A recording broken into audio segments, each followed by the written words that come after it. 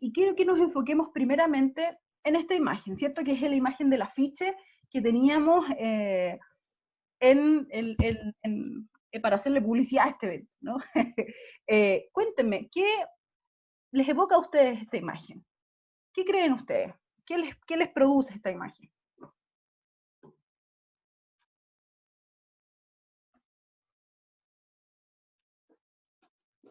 Los escucho.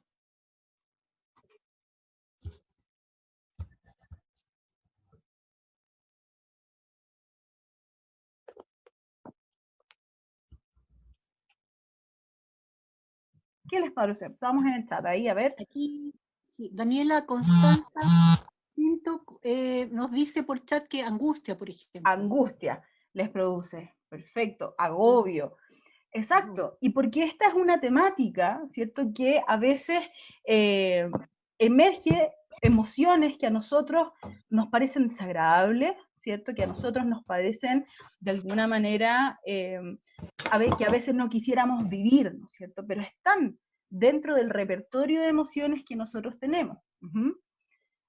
Por tanto, primeramente nos surge la pregunta, ¿qué es la violencia? ¿Sí? ¿Qué es la violencia en términos, qué es la violencia en términos de alguna manera teóricos, por así decirlo, pero qué es la violencia también para cada uno de nosotros? ¿Alguien me podría decir qué es para uno la violencia? Vamos al chat, estoy aquí, justamente esta es la idea, de que podamos interactuar entre nosotros. Estamos aceptando a todos los que están entrando, estoy ahí... Existe, hola. Dígame. También Hola. puede existir la violencia que no es física, ¿verdad? Absolutamente, y lo vamos a ver. ¿Y qué es para usted la violencia?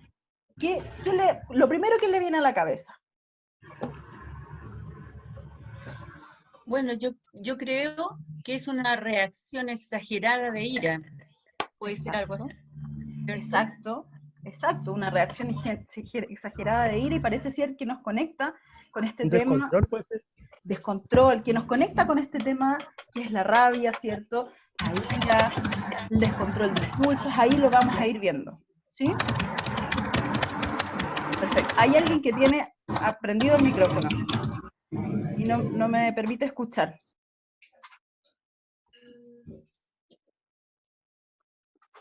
Entonces, ¿qué es la violencia? La violencia es más que nada el uso intencional de la fuerza y o poder en una persona o grupo que genera un impacto. Eso es lo principal. Genera un impacto físico, psicológico, emocional y espiritual, ¿sí? Es decir, nos va a incidir de alguna manera en lo que nosotros vamos a hacer en nuestra cotidianeidad, en cómo nos vamos a comportar, en cómo vamos a estar pensando, ¿cierto? Y nos va a ir desencadenando muchas veces emociones que no nos gustan, emociones que para nosotros son adversas, y vamos a ver también que nos va a desencadenar muy probablemente un evento traumático, ¿sí? Nos va a desencadenar problemas interaccionales con nuestros otros, con nuestros a veces significativos, y de desarrollo incluso pudiendo conllevar a veces a la muerte, ¿sí? Quería comentar una cosa con respecto a la imagen, que se ve súper claro que al final es un patrón de conducta que se repite. O sea, mi papá es violento, yo soy violenta, mi hijo va a ser violento y así sucesivamente.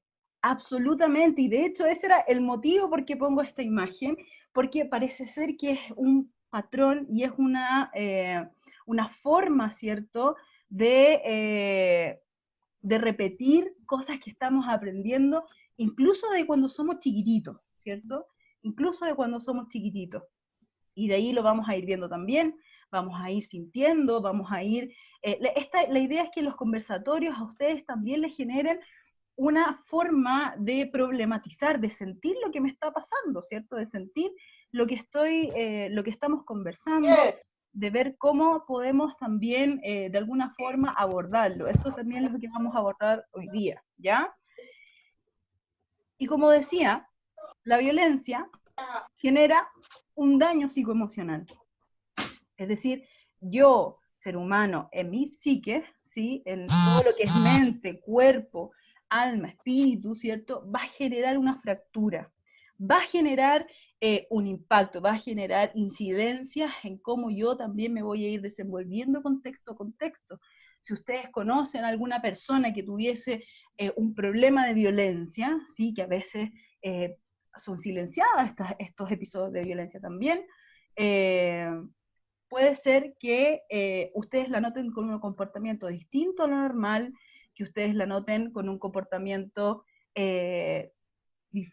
más disruptivo, más agresivo quizás, o más para adentro, más tristeza, ¿sí? A lo mejor porque esto genera un quiebre en la normalidad cotidiana.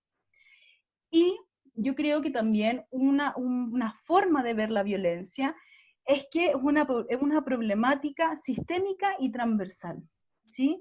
¿Qué significa eso? Que todos somos partes de esto, porque en algunos contextos, y vamos a ver que hay distintos tipos de violencia, vamos a ver que en todo contexto en que nosotros nos desenvolvemos pueden estar inmersas los problemas de violencia. Estoy aquí también aceptando, no sé cómo compartir el tema de los moderadores, porque me complica un poco, porque mi Zoom está en inglés, entonces ahí leer me complica un poco, pero vamos a ver que todos somos parte, y sistémica me refiero a que se va a generar en sistemas, ¿sí? Va a ser que de alguna manera, si yo tengo a mi papá, yo tengo a que es violento conmigo, esto va a generar también incidencias tanto en lo que estamos en las próximas generaciones, incluso pudiese ser que esto se repita en generaciones anteriores, familiares me refiero. Vamos a ver el chat aquí. Bueno, están ahí. Voy a tratar de ver cómo compartir el tema del moderador.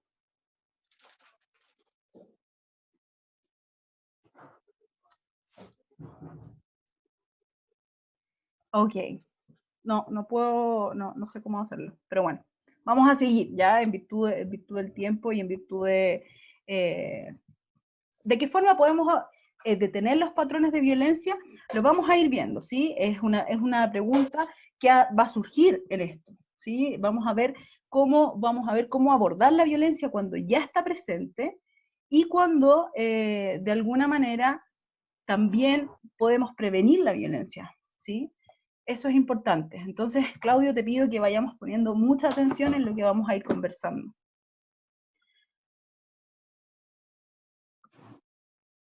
¿De dónde nace la respuesta violenta? ¿Sí? Esa es una pregunta grande, ¿no es cierto? Que yo quise de alguna manera poder reducir, en donde a una respuesta emocional. Viene de la rabia, ¿sí? Y también de la experiencia de dolor. Pero más que nada, las emociones que se conjugan ahí es la rabia, y la rabia muchas veces se traduce en agresividad, ¿sí? Es una respuesta a veces adaptativa a un contexto estresante. ¿A qué me refiero con esto? En que muchas veces, cuando nosotros tenemos estamos frente a una respuesta de peligro, nosotros podemos actuar y la rabia nos va a permitir despertar y nos va a permitir atacar, luchar, defendernos, interponer límites. Y desde ahí vamos a ver que todos estamos, ¿sí? Y todos tenemos una respuesta que puede ser a veces agresiva y que puede ser en relación a poner una defensa en el otro, poner un límite en el otro, y que nos va a generar rabia. Pero, como quiero que vean acá, ¿sí? Parece ser que cuando la rabia y cuando este tema es un problema, pareciese ser, imagínense ese niño que está ahí en esta imagen. Cuando este niño responde de la misma manera agresiva, con rabia, ¿cierto? Pareciese ser que pudiesen darse nuevamente temas, por ejemplo, en el colegio, temas, por ejemplo, en la casa, con los amigos, y uno a veces no se explica, oye, ¿por qué es tan agresivo? ¿Por qué Juanito es tan agresivo? Bueno, porque las respuestas aprendidas a veces se cronifican, ¿sí? Y se van dando una y otra vez, y empieza a dañar en los contextos en que nos desenvolvemos. Piensen ustedes. Sí, miren, me sale una solicitud de que apaguen los micrófonos acá para que se puedan escuchar. Hay una, para que se pueda escuchar lo que yo estoy hablando. Listo, disculpa que te interrumpa, Juanita, no sé si Juanita, uy, traí. Por favor. Porque si no hay, muchas gracias, está perfecto. Entonces, cuando se cronifica esta respuesta es cuando de alguna manera yo empiezo a responder de esta misma forma una y otra vez, ¿cierto? Y empiezo a dañar mis contextos. Fíjense ustedes, ¿les ha pasado, por ejemplo, que cuando andan más deprimidos, más irritables, la gente les empieza a decir, oye, ¿qué te pasa? ¿Estás bien? Porque tú antes no eras así, ¿sí? Siempre, de alguna manera, empieza como a dañar las formas en que yo me estoy desenvolviendo.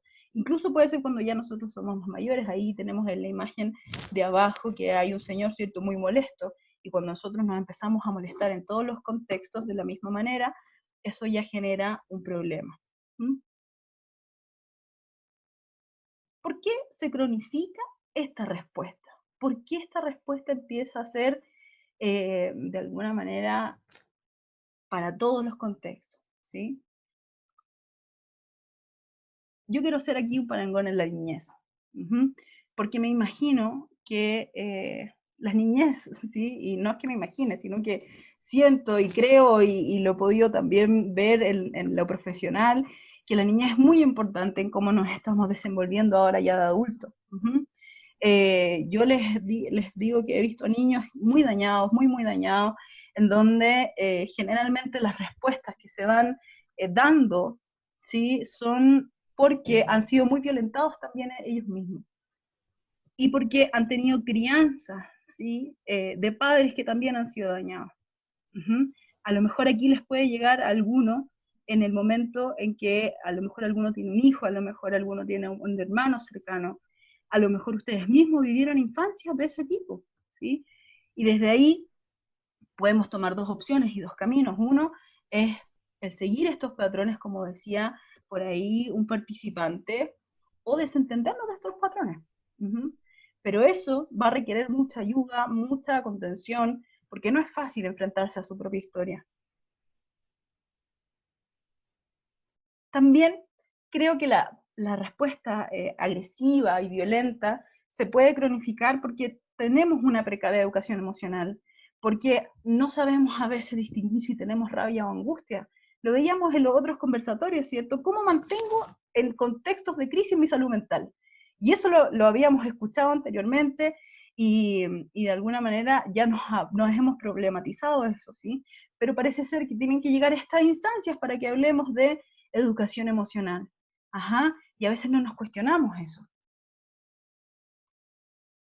Y esto genera descontrol de impulsos, escasa regulación a los momentos estresores, o sea, ya estamos viviendo una situación que parece ser que nos estamos volviendo un poco locos, ¿no es cierto? No podemos estar con nuestros seres queridos, no podemos estar de alguna manera en contacto con nuestros compañeros de trabajo, no podemos estar en contacto, por ejemplo, con alguien que queremos mucho, nuestras parejas, porque estamos en una situación de confinamiento, ¿sí? ¿Y a dónde yo voy a echar mano en una situación de confinamiento? En lo que me enseñaron mis papás a cómo regularme, o lo que me enseñó el contexto, ¿sí? O cómo me educaron a mí para regular mi situación emocional. Y hay que ir viendo, porque finalmente, si esta situación emocional no se puede regular, es probable que se generen respuestas más del índole más depresivo, ¿cierto? Respuestas más de índole agresiva. Más que nada eso, ¿sí?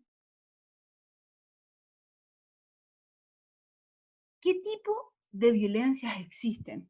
Mira, esta es una temática amplia y aquí yo voy a detenerme un poquito más porque tenemos la violencia física, ¿cierto? Que dijimos que va a generar un impacto.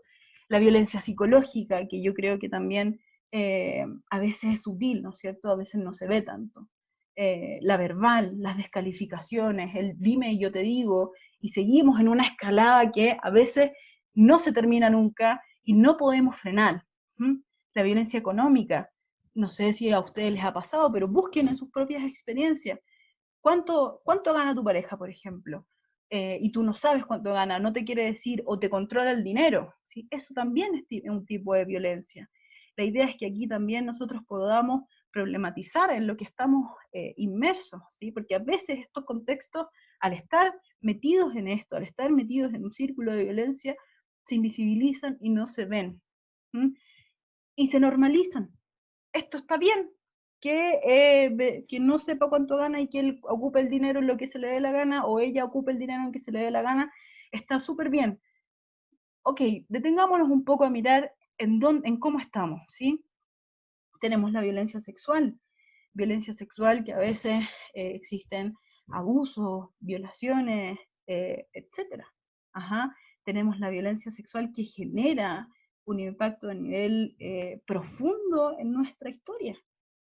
Y que generalmente las violaciones y los abusos se dan en la etapa preadolescente, adolescente, incluso en la niñez, y a veces no nos damos cuenta, no queremos mirar eso.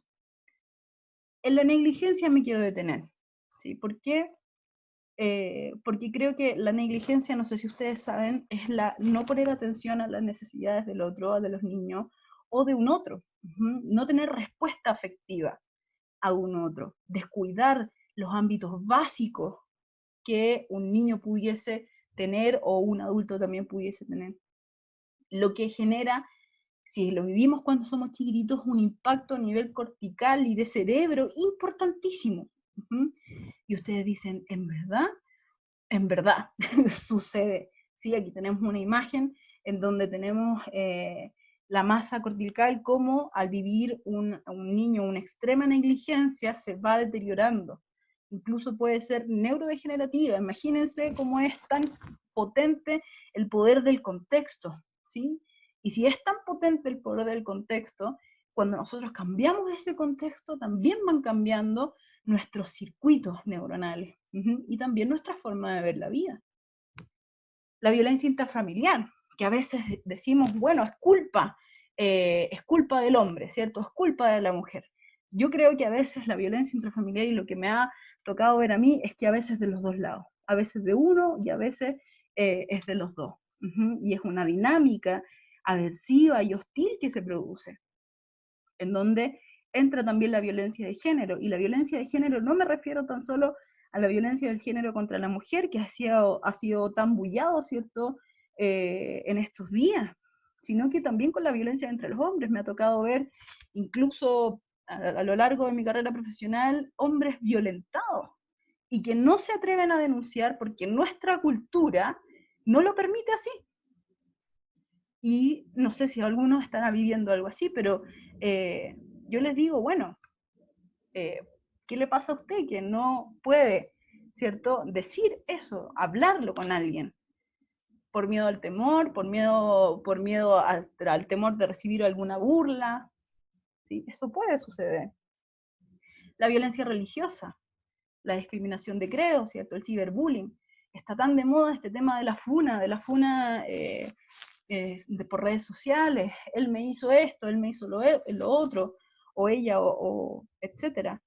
Pero ¿saben qué? Siempre hay que tener las dos visiones para creer antes de una funa así. Porque me ha tocado ver, y también lo vivió en carne propia, que a veces siempre hay dos versiones de la historia, y siempre las cosas no son tal como uno las puede decir. La violencia obstétrica, cuando a veces uno va a parir y en los hospitales no tienen el trato y la delicadeza de poder entender el contexto en que uno está. Sí, eso es súper importante. Voy a ver el chat. El temor a recibir alguna crítica, la falta de empatía que conlleva que se llegue a estos extremos. Alexandra dice eso, y sí, hemos estado viendo la falta de empatía, y la falta de empatía, yo también ahí hago una contrapregunta, porque es Si tenemos una falta de empatía, ¿quién no fue empático con nosotros? ¿Sí? Y ahí pareciese ser que nos remueve algún recuerdo, ¿sí? Eso es lo importante, ese es el objetivo que se busca transmitir, que nos remueva cosas. Estamos hablando de la falta de empatía, la crítica, que a veces nos sentimos muy presionados, muy criticados por el contexto. Y no tan solo por, a lo mejor en la casa, a lo mejor en el trabajo, a lo mejor tenemos también la violencia laboral, que a veces no la vemos porque estamos sumidos ahí. ¿Sí? El estar siempre constantemente esperando que a fin de mes me echen, eso también es algo muy violento. Ajá. La violencia institucional, por ejemplo, cuando los niños o niñas, o también adultos, que son vulnerados en sus derechos y que son abusados, por ejemplo, y los hacen hablar una y otra vez del mismo tema, en cada institución a la que van, eso también es violencia. Entonces, todos estos tipos de violencia existen, se ven el día a día, son parte de nosotros. A veces nos desenvolvemos y vamos por la vida no mirando esto, diciendo, no, si no existe, si no es para tanto. Y a veces bajarle el perfil también es violento.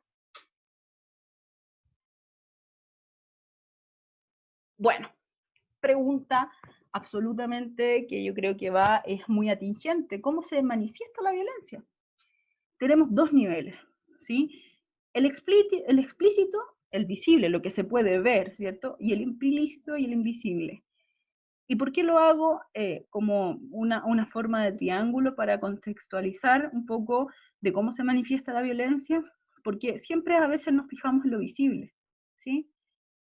Podemos llegar incluso a la muerte, ya lo decía en la definición, ¿no es cierto? A veces cuando alguien ve un moretón, pobrecito, que está sufriendo violencia. Pero cuando nos detenemos a ver lo otro, lo psicológico, por ejemplo, las amenazas, a veces estamos inmersos en relaciones, por ejemplo, de celos, de chantaje, de control, de humillación. A veces nos sentimos invisibilizados en los contextos que nos desenvolvemos. A veces nos culpan de todo. Y eso, chiquillos, y eso todos los que me están escuchando, que tenemos harta de herencia, lo cual es muy bueno, nos provoca síntomas. Nos provoca síntomas a nivel emocional. Nos puede provocar un exceso de llanto, que a veces no sabemos por qué lloramos y seguimos llorando, ¿me entienden?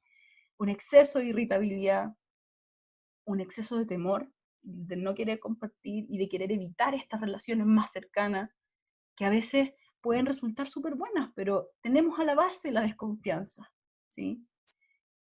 Y también un síntoma súper potente que lo he ido también tratando de transmitir, es que es la normalización de estos contextos. Si yo ya empiezo a decir que esto va a pasar porque me tiene que pasar, ¿sí? Porque esto es así, porque siempre he vivido así, porque no tengo ninguna escapatoria, ojo, ahí prendamos las alertas, las alarmas y digamos, miren, aquí pasa algo.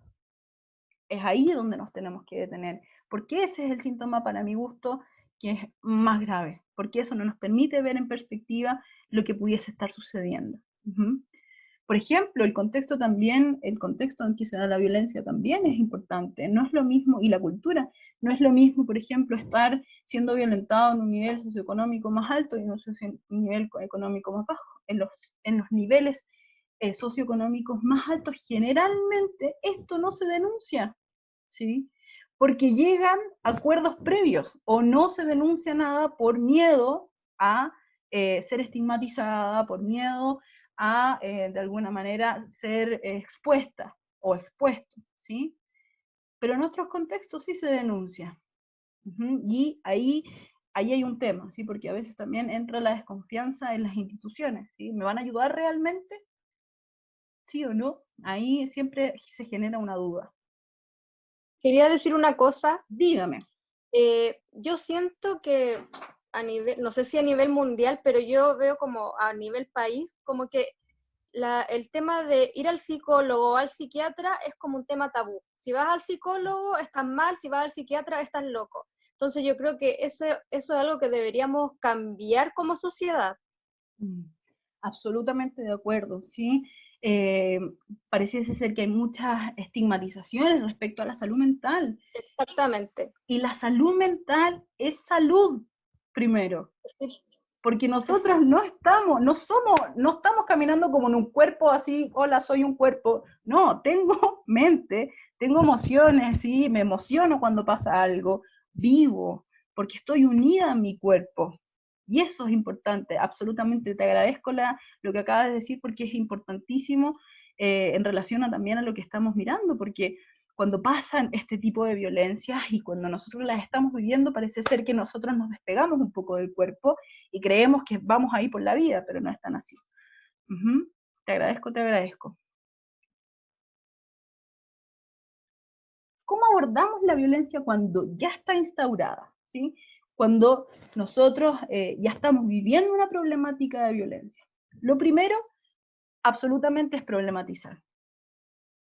¿Qué estoy viviendo? ¿Qué me está ocurriendo con esto? ¿Es normal?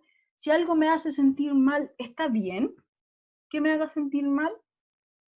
Eso es importante. Enfrentar la desesperanza aprendida. No, no voy a denunciar, no voy a decir nada, porque si denuncio me va a pegar más fuerte. Ojo, porque si uno rompe eso, si uno se sale, lo que no es fácil, no digo que sea fácil en absoluto, creo que es un acto muy valiente, pero que si uno cruza esa barrera de la desesperanza aprendida, uno puede movilizarse frente al temor y a la agresión del otro, que es importantísimo para poder salirse de la dinámica en la que estoy, porque eso es una dinámica que puede ser de secreto, de amenaza, si tú denuncias, yo te voy a hacer esto. Bueno, ojo, ¿y qué pasa si denuncio y él no me vuelve a hacer esto, o ella no me vuelve a hacer esto, o quien sea? Cuando ya estamos inmersos en una dinámica de violencia, es importante contactar a las redes, primarias, secundarias y todo lo que venga. Las redes son importantísimas. Familia, amigos, cercanos, terceros, compañeros. Siempre va a haber alguien que le pueda tender la mano. No se desesperancen por eso. Eso es importante. Denunciar. ¿Y saben qué? Denunciar no tan solo porque se vaya a hacer justicia, que es lo que uno siempre quiere, ¿sí? Sino que denunciar conlleva un proceso simbólico. Es decir, en mi cabeza, el mensaje que le llega a mi cabeza es, yo estoy haciendo algo por mí misma o mismo, y le genera un significado distinto a mi vivencia.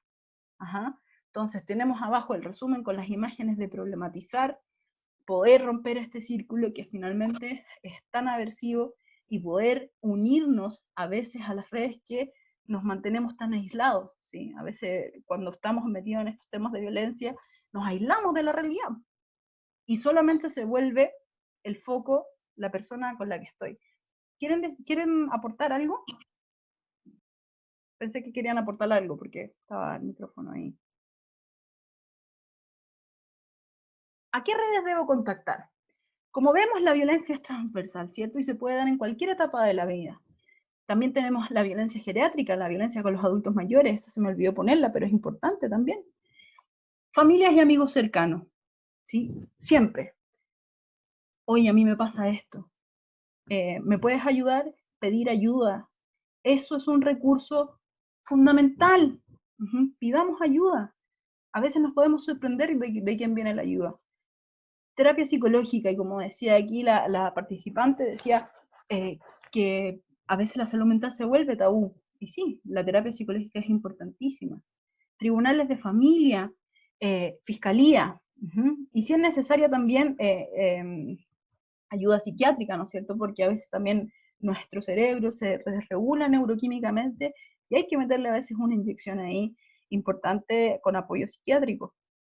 Tribunales de familia, fiscalía, COSAM, CEFAM, cuando ustedes van y hacen una develación de alguna vulneración, algún tipo de violencia, ellos están en deber, ¿cierto?, los profesionales, de orientarlos a qué hacer, ¿sí? Si ya somos adultos, usted tiene la decisión de denunciar, pero cuando ya son niños, los COSAM y CEFAM tienen la obligación de denunciar. El centro de la mujer, a veces cuando se vive violencia en términos de género en la mujer, existe un centro específico para poder orientarlos y los ayudan con abogados, con psicólogos, en donde pueden también ustedes depositar una confianza ahí. Cuando es niño, niña, adolescente, la Oficina de Protección de Derechos, que está en todas las comunas, eso es importante que ustedes lo sepan. A veces esta información no se sabe mucho, ¿eh? Porque no estamos acostumbrados a vincularnos con las redes, y es importante que lo podamos también incorporar. Dependiendo de las corporaciones municipales, hay ofertas programáticas para hombres que son violentados y violentos. Cuando los hombres a veces problematizan esto, van a buscar ayuda.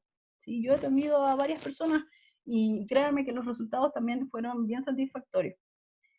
Inspección del trabajo si uno vive violencia laboral, y también ahí están los fonos, la Fonofamilia en 149, que también hay hartos, han estado creando harta oferta programática en relación a apoyar a las víctimas que son víctimas de violencia, valga la redundancia. La idea es que como está la imagen ahí, podamos formar una red. Hay que a veces entrelazar las manos y decir, bueno, no estoy sola o solo. ¿Cómo prevenimos la violencia en contextos de crisis? Gran pregunta, ¿no creen ustedes? Primero, no normalizando las conductas de riesgo. Número 1, ¿sí? Ya lo hemos abordado, es decir, siempre hay que problematizar lo que estoy viviendo. Mantener un clima familiar armónico, y no digo que vayan a danzar con mariposas ni nada de eso, pero establecer a veces rutinas sirve. Establecer roles familiares importantes, es decir, comida, me levanto, tomamos desayuno juntos. La idea es que podamos estar más unidos, sobre todo en este tiempo en donde a veces podemos sentirnos un poquito más solos. Identificar el umbral de estrés. ¿Cuándo y por qué yo me voy a estresar? Por ejemplo, tengo a mi perro que está ladrando mucho, tengo a mi marido que está trabajando ahí, tengo a mi hijo que me dice, oye, mamá, mamá, mamá, tengo que hacer las tareas, tengo a mi hermano chico que no me deja estar en clase. Entonces, ¿cuándo yo me voy a estresar y voy a decir, basta, voy a colapsar? Eso es importante, que podamos tener estrategias de resolución de conflictos y que podamos ver qué respuesta estamos teniendo frente a la rabia que estoy sintiendo, al agotamiento, a la angustia. Identificar dónde estoy sintiendo la emoción.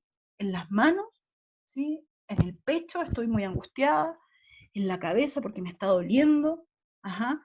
Es importante porque si la idea es que podamos vivirnos en el cuerpo, y si nosotros nos vivimos en el cuerpo, podemos ver qué podemos hacer después frente a eso. Desarrollar conciencia de sí mismo y la capacidad de leer contextos, es decir, si yo voy a estar de alguna manera en una pelea, no me voy a quedar en la pelea. ¿Para qué? ¿Qué va a servir? ¿Es necesario? Sobre todo en este tiempo. Y yo espero que no invisibilicemos los contextos de violencia por miedo a hacerse parte, porque finalmente la violencia es un problema de todos y todas, y yo creo que hay que hacerse cargo para poder detener esto, ¿sí? Ahora les doy absolutamente la palabra, creo que es una forma y es un tema muy bonito también de abordar, a veces un poco doloroso, pero tienen toda la palabra. ¿Qué les evoca, qué les ha parecido esto? Aquí Juan Carlos dice, ¿y la violencia en el colegio y los alumnos? Sí, está también la violencia en los colegios, y me quise más como también, uno puede identificar violencia en distintos contextos, absolutamente. Cristel,